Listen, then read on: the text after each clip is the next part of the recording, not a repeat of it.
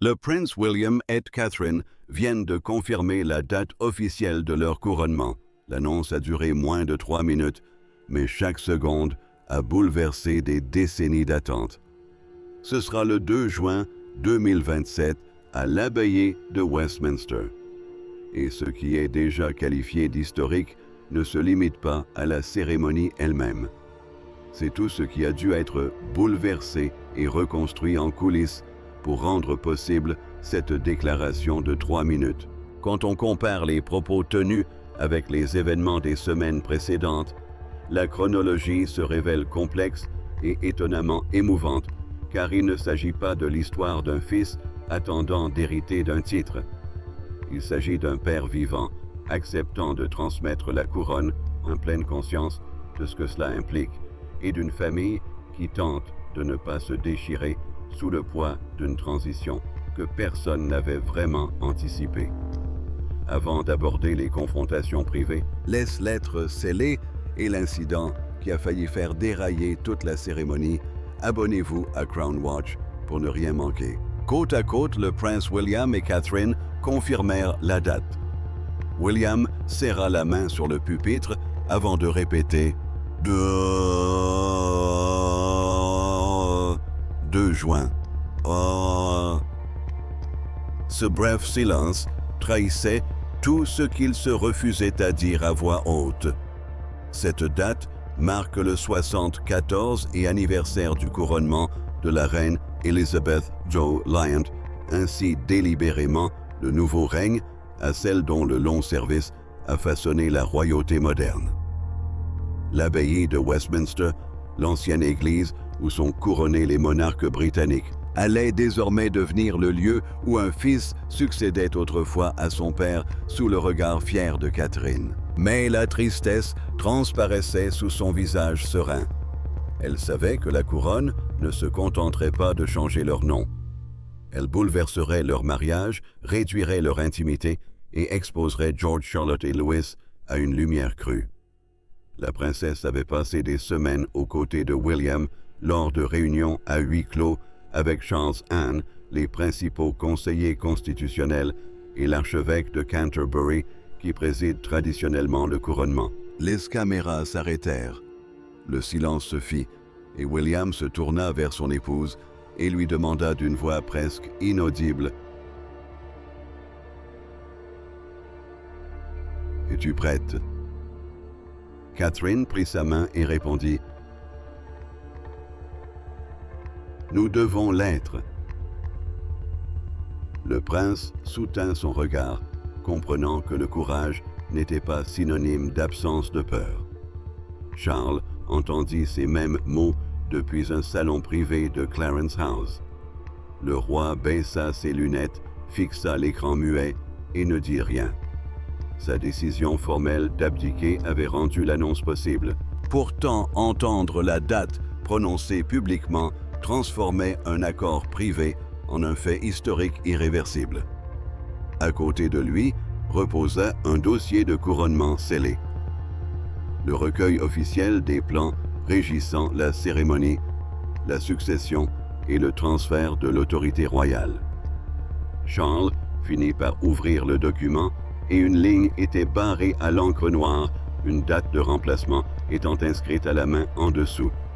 Le 2 juin n'était pas le premier choix. La cérémonie initiale était prévue des mois plus tard, jusqu'à ce qu'un désaccord confidentiel contraigne Guillaume à exiger une transition plus rapide. Ce différend était plus profond que ce que les conseillers laissaient paraître publiquement.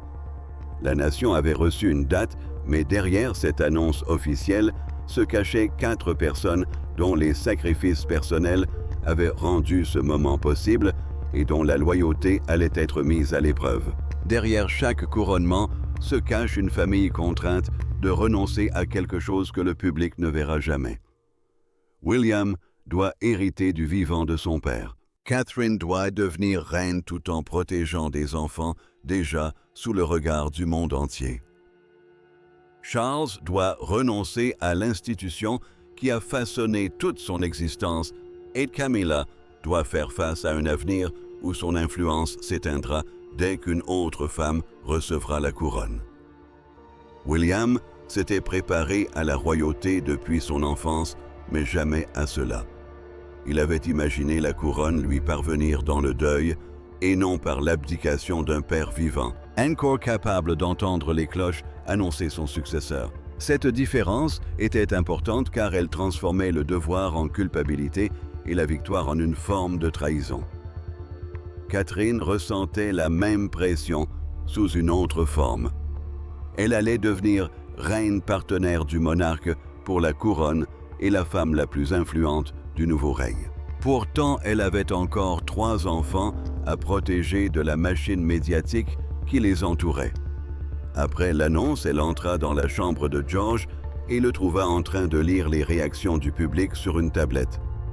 Elle ferma doucement l'écran et lui dit « Tu as encore le droit d'être un enfant. » C'est... Bon. Le jeune héritier la regarda et lui demanda si cela resterait vrai après le couronnement. Elle le lui promit, même si elle savait que la couronne avait déjà commencé à changer sa vie. C'est là que le récit devient vraiment authentique, car Catherine ne faisait pas que réconforter son fils. Elle faisait une promesse dont elle n'était pas tout à fait sûre de pouvoir tenir, et cette tension la suivra dans chacune de ses décisions suivantes. Charles était assis seul avec les boîtes rouges qu'il avait ouvertes tout au long de son règne. Il s'agissait des mallettes verrouillées contenant des documents officiels exigeant l'attention du souverain. Le roi posa une main sur le document final du couronnement, puis demanda à un aide de le retirer. Il pensait que son retrait protégerait la monarchie de l'incertitude, mais une autre crainte le tourmentait que l'histoire qualifie son sacrifice d'échec. Camilla comprenait cette crainte car son propre avenir s'assombrissait. À Clarence House, elle servit du thé à Charles et lui demanda si le 2 juin avait vraiment été le choix de William. La monarque ne répondit pas immédiatement et ce silence lui en dit long. La date avait été fixée sous la pression et non par un accord unanime, et elle comprit que son influence prendrait fin dès l'accession au trône de Catherine. Anne refusa que sa souffrance personnelle ne se transforme en atteinte à la réputation publique. Lors d'une consultation familiale consignée par le secrétaire particulier, la princesse royale avertit de son frère qu'une hésitation manifeste pourrait fragiliser les 2 règnes.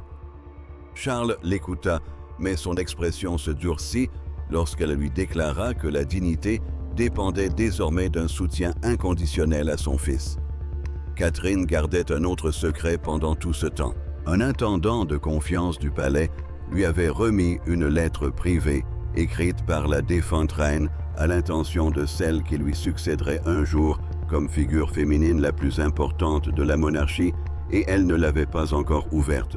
William reçut bientôt un avertissement plus immédiat. Charles soutiendrait le couronnement, mais à une ultime condition.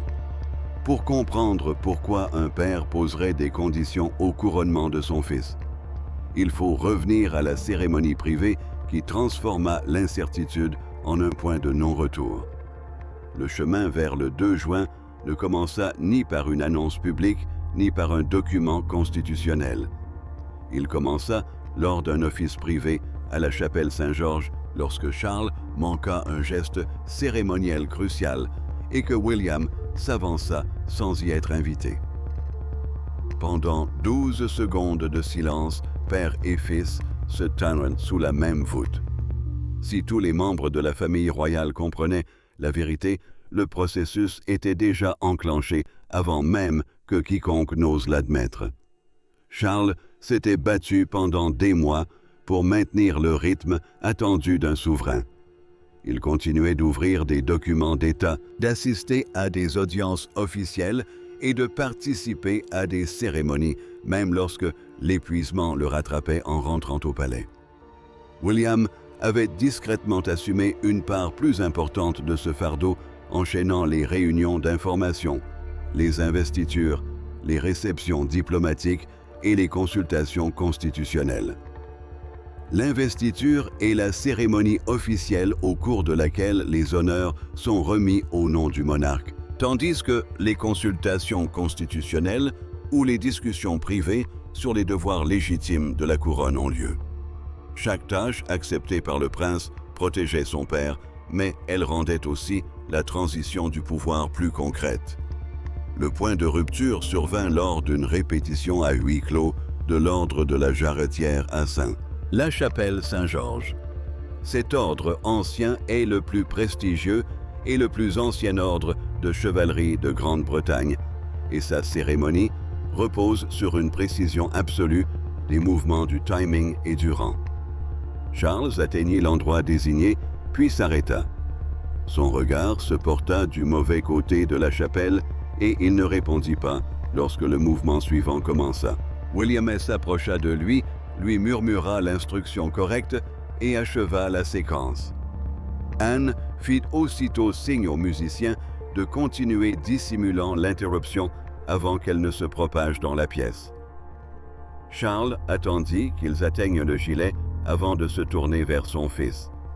La petite pièce privée réservée au clergé et aux participants aux cérémonies ne l'empêchait pas d'entendre la colère dans sa voix. Il reprocha à William de paraître trop prompt à prendre les choses en main. Le prince serra ses gants de cérémonie et répondit qu'il avait agi ainsi parce que son père semblait effrayé. Sa seule motte blessa le roi plus profondément que n'importe quelle critique publique. Catherine trouva William seul ensuite, serrant encore si fort ses gants que le cuir s'était replié sur sa paume. Il admit qu'aider Charles lui avait semblé une trahison, car tous ses instincts lui dictaient de protéger son père, tandis que tous ses devoirs exigeaient qu'il se prépare à lui succéder. Elle lui rappela qu'en prenant cette initiative, il avait évité l'humiliation, mais que le futur roi ne pouvait échapper à la culpabilité. Anne confronta Charles plus tard lors d'une consultation familiale privée enregistrée. Elle confia à son frère que l'incident de la chapelle n'était pas une humiliation, mais un avertissement. Une transition maîtrisée permettrait de préserver sa dignité, tandis qu'une crise soudaine pourrait la détruire. Charles agit dès cette nuit-là. Il ordonna à ses conseillers constitutionnels de préparer deux plans, une régence, c'est-à-dire un transfert temporaire des fonctions royales, et une abdication volontaire, soit l'abandon définitif du trône. La date du couronnement était initialement prévue pour l'automne 2027, mais Guillaume s'opposa à ce report après avoir reçu une évaluation confidentielle de sécurité et de santé. Le roi accepta finalement le 2 juin. Cependant, il exigea qu'un moment litigieux soit retiré de la cérémonie. Cette exigence allait bientôt réunir le père et le fils dans la même pièce sans conseiller, sans caméra, ni protection cérémonielle, et aucun des deux n'en ressortirait indemne. La confrontation commença dans le calme. Charles était assis à une extrémité d'une longue table Guillaume, à l'autre, et entre eux reposait le livret de messe de l'ordre de l'Œillet. Un paragraphe avait été barré à l'encre noire. Il concernait le moment où l'ancien souverain prêterait publiquement allégeance au nouveau roi. Charles y vit une humiliation inutile. William lui y vit le seul geste capable de mettre fin à des mois de spéculation dangereuse. Charles réquisitionna tous les documents nécessaires à la bibliothèque privée, puis ferma lui-même la porte. La pièce appartenait désormais au père et au fils, et le livret de cérémonie, le document officiel détaillant chaque étape du couronnement, reposait entre eux comme un défi, auquel aucun ne pouvait se soustraire. Le roi désigna le passage barré et déclara qu'il ne s'agenouillerait pas devant son propre enfant sous le regard de millions de personnes. Guillaume ravala sa colère. Il a fait valoir que cet engagement n'avait pas pour but de faire honte à Charles, mais d'apporter au pays une clarté absolue. La Grande-Bretagne devait s'assurer que le souverain sortant acceptait le nouveau monarque sans hésitation, car le moindre geste d'hésitation aurait pu alimenter les rumeurs de division de résistance, voire d'une transmission de la couronne sous la contrainte. Charles fit glisser le document sur la table et déclara: « Vous vous êtes préparé à le recevoir. Vous ne vous êtes jamais préparé à le céder. » La voix du monarque demeurait calme, mais ses paroles portaient le poids d'années de sacrifice. Son règne aussi, bref que l'histoire puisse le qualifier, avait consumé son identité. S'agenouiller réduirait tout cela à une simple image de reddition. William se leva si brusquement que sa chaise recula. Il admit avoir passé sa vie à se préparer à la mort d'un parent. Il ne s'était jamais préparé à une épreuve plus douloureuse, encore remplacer un père toujours vivant, conscient et capable d'entendre un autre homme proclamer roi. Le prince déclara que la couronne ne lui procurait pas le sentiment d'une victoire. C'était comme lui prendre quelque chose qui lui était encore cher. Cette confession changea l'atmosphère.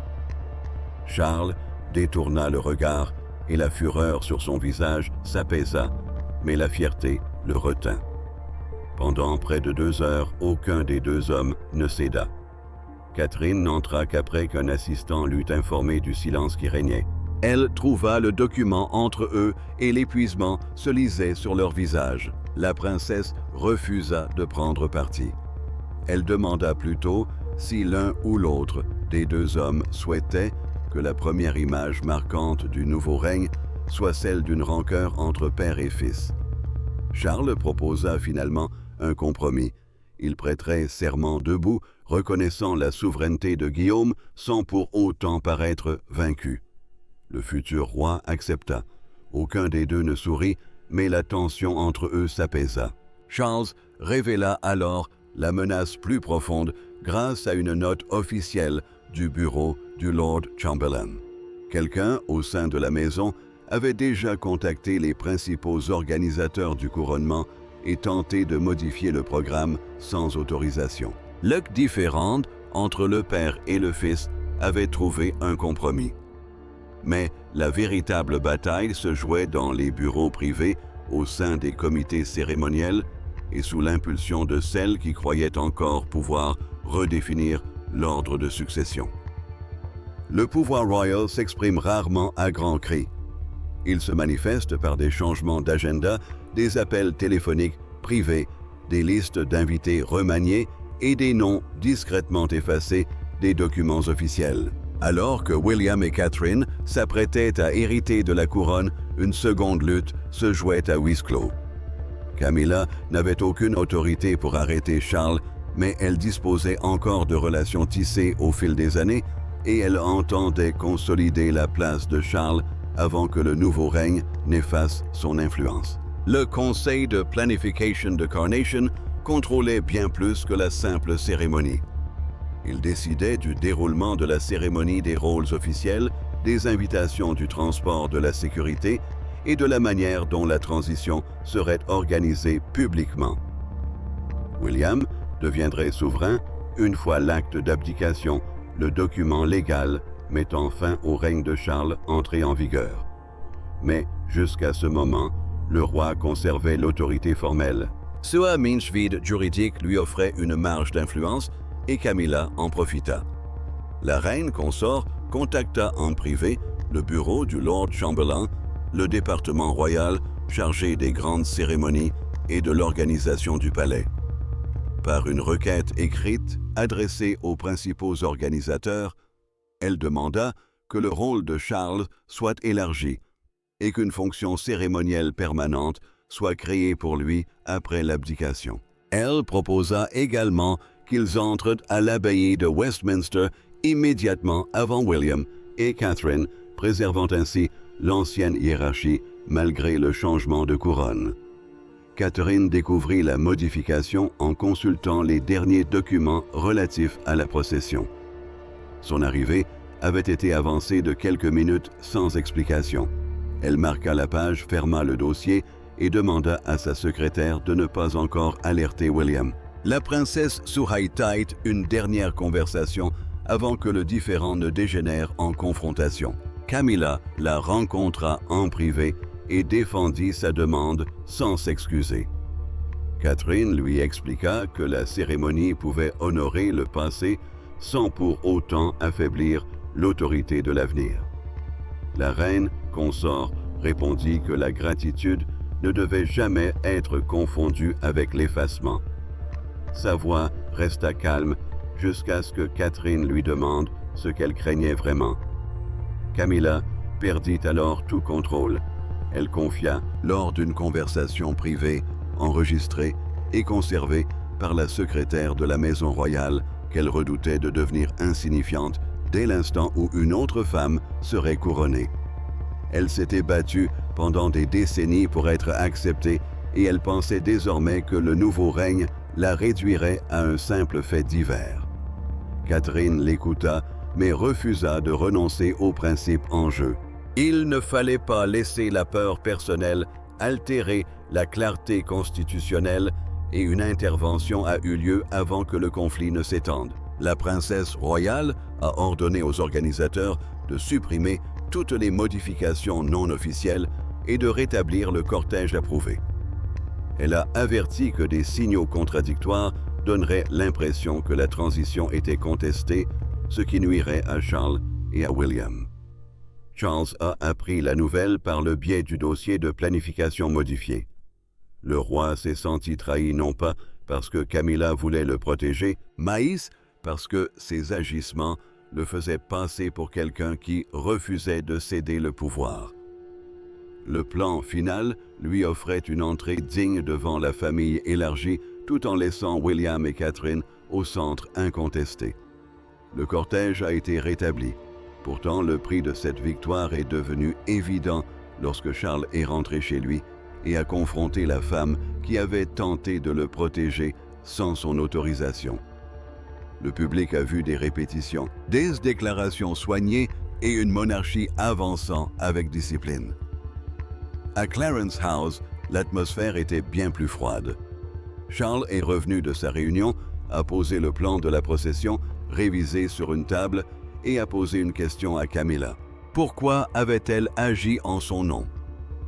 Sa réponse n'était pas d'ordre politique. Elle était empreinte de peur.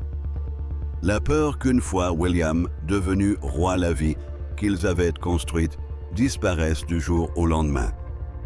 Camilla admet qu'elle pensait que les organisateurs du palais traitaient déjà Charles comme un retraité avant même la fin officielle de son règne.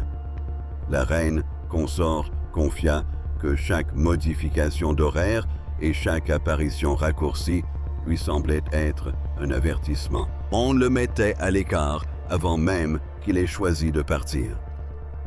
Le plan de procession révisé, ce document qui décidait de la position et de l'entrée de chaque membre de la famille royale lors du couronnement, lui apparaissait comme une ultime chance de préserver sa dignité. Charles rejeta la défense. Il lui déclara que cette intervention n'avait fait que renforcer les soupçons qu'il cherchait justement à dissiper, à savoir qu'il ne renoncerait pas au trône pacifiquement. L'écureuil retira alors sa bague de signature sceau personnelle traditionnellement utilisée comme symbole d'identité et d'autorité royale et la posa à côté du programme.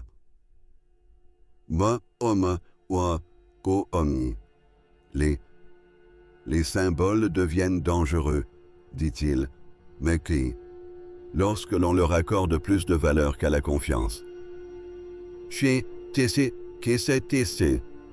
Camilla partit sans répondre. Elle était assise seule dans le coin adjacent, tandis que les secouristes passaient à distance prudente. Personne ne l'a interpellée. Le silence était plus douloureux qu'une réprimande, car il confirmait que son influence avait déjà commencé à décliner. William a appris la confrontation par un compte-rendu écrit de la secrétaire de la maison. Sa première réaction fut sévère. Il exigeait que Camilla soit exclue de toutes les réunions de planification restantes. Catherine l'arrêta. Elle l'avertit que toute punition risquait de transformer une réforme constitutionnelle en conflit personnel et que le nouveau règne ne pouvait débuter en humiliant ceux qu'il prétendait réconcilier. Catherine alla elle-même trouver Charles. Elle lui dit que la succession de Guillaume n'exigeait pas sa disparition, mais sa confiance manifeste envers ses successeurs. Le monarque finit par admettre que voir son fils se préparer lui donnait l'impression de voir sa propre vie entrer dans l'histoire de son vivant. Elle répondit que l'histoire jugerait sa manière de quitter le pouvoir autant que la manière dont il l'avait exercé. Les conséquences ne se firent pas attendre. Les documents relatifs au couronnement furent soumis à un contrôle plus strict.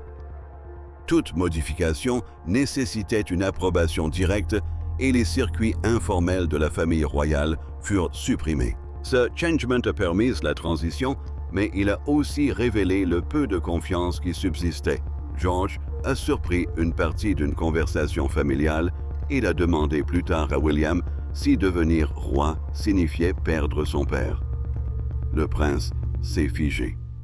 La question de son fils a révélé que les enfants absorbaient chaque silence, chaque porte fermée, chaque conversation tendue. Ce soir-là, William est allé voir Charles, non pas en tant qu'héritier, mais en tant que fils. Il trouva le bureau vide. Sur le bureau reposait l'acte d'abdication, non signé, l'instrument légal qui mettrait fin définitivement au règne du roi. La chaise vide plongea Guillaume dans la solitude de la succession jusqu'à ce que Catherine le trouve près du document et le force à affronter sa plus grande crainte. Aucun conseiller ne fut témoin de l'instant qui scella finalement le couronnement. Il n'y avait ni caméra, ni boîtier rouge, ni expert constitutionnel. Seuls William et Catherine se tenaient côte à côte près du document qui allait faire d'eux roi et reine. Il confia qu'il pouvait diriger une cérémonie, mais qu'il ne pouvait garantir que la couronne épargnerait leur famille. Elle répondit en plaçant entre eux la lettre scellée de la défunte reine et en brisant le sceau. William ne se retrancha pas derrière le devoir. Il admit que sa plus grande crainte n'était pas d'échouer en tant que roi, mais d'être tellement absorbé par ce rôle que George, Charlotte et Louise grandirent avec la même distance émotionnelle qu'il avait ressentie dans son enfance. Le projet de serment de couronnement, la promesse formelle qu'un monarque fait de servir le pays et de faire respecter ses lois, reposait à côté de lui, non ouvert. Pourtant, le futur roi ne pensait qu'aux conséquences que cette promesse pourrait avoir pour son foyer. Catherine confia qu'elle aussi craignait la couronne. Elle savait que le public attendrait d'elle du calme, même face à l'épuisement au deuil et aux tensions familiales. La princesse s'inquiétait que sa force soit jugée à l'aune de sa capacité à minimiser sa souffrance. Elle déplia alors la lettre de la défunte reine conservée grâce à une instruction écrite et confiée à un gardien de confiance du palais. Le message était direct. Il les mettait en garde contre toute confusion entre le silence et la force, ou entre le devoir et l'absence d'amour. La monarchie, disait-il, ne survit que lorsque ceux qui portent la couronne restent profondément humains au sein de leur propre famille. William lut les mots 2 fois. Catherine vit son expression se transformer, le fardeau qui pesait sur eux devenant un choix plutôt qu'une fatalité. William retira le serment de son enveloppe et écrivit une promesse personnelle en dessous. Leurs enfants ne seraient jamais considérés comme de simples instruments de l'institution. George, Charlotte et Louis comprendraient le devoir, mais ils connaîtraient aussi l'affection, l'honnêteté et la liberté face à la peur. Catherine accepta de se tenir à ses côtés, non comme un ornement, mais comme une partenaire active contribuant à façonner les valeurs du règne. Charles n'entra qu'après avoir été invité par son fils. Guillaume déclara au roi que la nouvelle monarchie honorerait ses services sans prétendre que la transition se ferait sans heurts. Le monarque écouta, puis s'assit devant l'acte d'abdication, document légal officialisant son abandon définitif du trône. Charles signa. Il posa la plume et demanda que l'histoire se souvienne de cette décision comme d'une protection et non d'une retraite. William répondit par l'affirmative. Père et fils s'étreignirent brièvement, mettant fin au conflit qui avait menacé de gâcher la fête avant même qu'elle ne commence. Catherine souleva le document signé, mais ne fit appel à personne. Elle laissa aux deux hommes quelques instants de silence pour accepter ce qui s'était passé. Un règne s'achevait, un autre était devenu inévitable. Une fois sa signature apposée et la famille enfin réunie, le palais publia le programme complet du couronnement et le monde entier réagit par une image qu'aucune réunion privée n'aurait pu prédire. À l'aube, la date du couronnement avait franchi les murs du palais pour gagner les rues. Les journaux publiaient la même image, William et Catherine se tenant la main après leur annonce, Charles visible derrière eux dans l'embrasure de la porte. La photographie immortalisait la succession sans hostilité et la tristesse sans défaite. Pourtant, la réaction publique la plus forte ne s'est pas manifestée dans la presse. Elle s'est rassemblée devant Buckingham Palace, où 3 générations se tenaient debout sous un message manuscrit. Le palais a publié le programme complet, après l'aube, confirmant la date du 2 juin, l'abbaye de Westminster, le parcours du cortège, les rôles cérémoniels et l'engagement public de fidélité du prince Charles envers le roi élu. L'abbaye de Westminster est l'église historique où les monarques britanniques sont couronnés, tandis que le parcours du cortège est le chemin officiel emprunté par la famille royale avant et après la cérémonie. Ces détails étaient importants car ils montraient que la transition n'était plus privée, réversible ou dissimulée derrière des portes closes.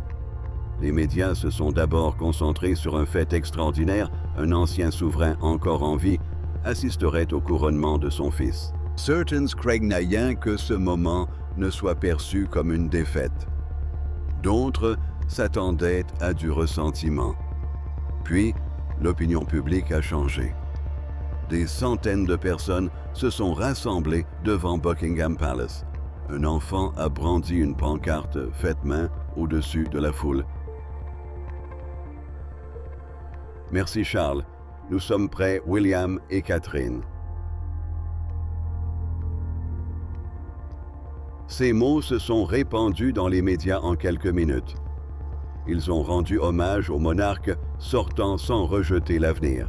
Cet équilibre est devenu le point d'orgue émotionnel de la journée. Une grande chaîne de télévision a décrit l'annonce comme une transition de service plutôt que comme un transfert motivé par une crise. Une grande quotidienne fit sa une avec les 3 membres de la famille royale. Sous le titre « Une couronne, oui, tu sais qu'une couronne ne règne pas de guerre civile. » La méfiance laissa place à l'acceptation.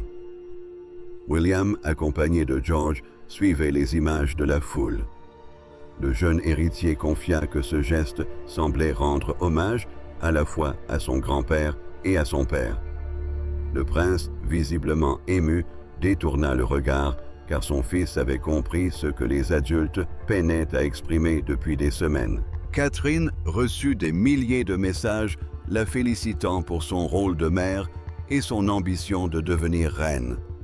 Cette vague d'enthousiasme engendra une certaine pression, mais elle montra aussi que le public attendait du nouveau règne un visage plus humain, plus ouvert et moins distant. Charles a dissipé le dernier doute par un discours enregistré au palais. Le roi a déclaré avoir toute confiance en William et Catherine. Camilla se tenait à ses côtés silencieuse. Plus tard, elle rencontra Catherine en privé et s'excusa d'avoir tenté de modifier le déroulement de la procession. Catherine accepta ses excuses, mais posa une condition sine qua non: la peur personnelle ne devait plus jamais entraver le devoir public. Camilla acquiesça. Le pays avait accepté la date. Charles avait renoncé à la couronne et la famille avait surmonté ses difficultés internes, ne laissant place qu'à la cérémonie qui allait définir les véritables enjeux du nouveau règne. Le 2 juin 2027, les cloches de l'abbaye de Westminster annoncèrent bien plus que le début d'un règne. Elles marquèrent l'accomplissement d'une promesse difficile entre un père, un fils et la femme qui avait été le pilier de leur famille. William entra portant le poids des attentes. Catherine marchait à ses côtés, empreinte d'une force tranquille et inébranlable. Charles arriva non pas en roi vaincu, mais en homme dont l'ultime acte protégeait la couronne. William et Catherine entrèrent ensemble, conférant à cette journée une signification indéniable. Il ne s'agirait pas d'une ascension solitaire au pouvoir, mais d'un partenariat. Le couronnement, cette cérémonie sacrée où un monarque est officiellement couronné et s'engage publiquement à servir la nation, plaçait l'avenir de la monarchie entre leurs mains. Leur entrée commune montrait que le devoir ne serait plus assumé dans l'isolement. Charles prit la place qui lui était réservée auprès de Camilla sans hésiter. L'ancien souverain laissa le couple régnant diriger la cérémonie et la reine consort ne chercha pas à reconquérir l'influence qu'elle avait jadis craint de perdre. Leur retenue était essentielle, car un seul faux pas aurait pu raviver les rumeurs d'amertume que la famille s'était efforcée de faire taire. Le moment décisif survint lors du serment d'allégeance. Charles se leva, regarda William droit dans les yeux et promit fidélité au nouveau souverain d'une voix claire et assurée. Ces mots mirent fin à tous les doutes. Le nouveau roi baissa brièvement la tête avant de répondre, reconnaissant non seulement un ancien monarque, mais aussi un père dont le sacrifice avait rendu possible une succession pacifique. Catherine reçut sa couronne quelques instants plus tard. La reine se tourna aussitôt vers George, Charlotte et Louis. Son premier réflexe ne fut pas le triomphe, mais le besoin d'être rassuré. George semblait bouleversé par l'ampleur des événements, mais William croisa son regard et hocha calmement la tête, rappelant au jeune héritier la promesse faite en secret qu'aucun enfant ne deviendrait un simple instrument de l'institution. Anne observa Charles après la pose des couronnes et vit enfin une expression disparaître de son visage. La tension était retombée. La princesse royale comprit que son frère n'avait pas perdu la monarchie à cet instant précis. Il l'avait préservée en sachant la laisser partir au bon moment. Après la cérémonie, Camilla s'approcha de Catherine et lui prit la main. Le geste était simple, mais sa signification était définitive. Elle accepta que son influence ait évolué, tandis que la nouvelle reine affirma clairement qu'elle conservait une place de choix au sein de la famille. Le premier discours enregistré de Guillaume rendit hommage au service rendu par Charles, au courage de Catherine et à la confiance du peuple. Il promit une monarchie fondée sur la responsabilité, la transparence et la compassion. Puis il quitta l'abbaye auprès de son épouse, non pas en fils ayant vaincu son père, mais un successeur ayant accompli son œuvre. L'abdication de Charles ne marqua pas la fin de son règne, mais en fut l'expression la plus désintéressée. Le couronnement fut une réussite car la famille choisit la réconciliation plutôt que la rivalité, la clarté plutôt que l'ambition et le service plutôt que la soif de pouvoir. La couronne avait été transmise, le conflit était terminé, et un nouveau règne commençait porté par la seule victoire qu'aucune cérémonie ne saurait fabriquer une famille qui s'engageait dans l'avenir sans s'abandonner les uns les autres.